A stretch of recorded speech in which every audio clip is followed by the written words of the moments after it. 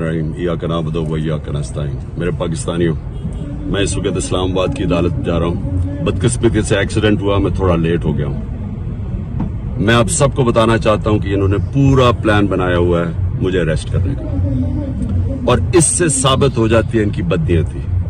میں اسلام آباد کی عدالت میں پہلے بھی جا رہا تھا۔ انہوں نے جو میرے گھر کے اوپر حملہ کیا، وہ یہ مقصد نہیں تھا کہ مجھے اسلام آباد کی عدالت میں پیش کرنا، مقصد یہ تھا کہ مجھے جیل میں ڈالنا۔ جیل میں کیوں ڈالنا؟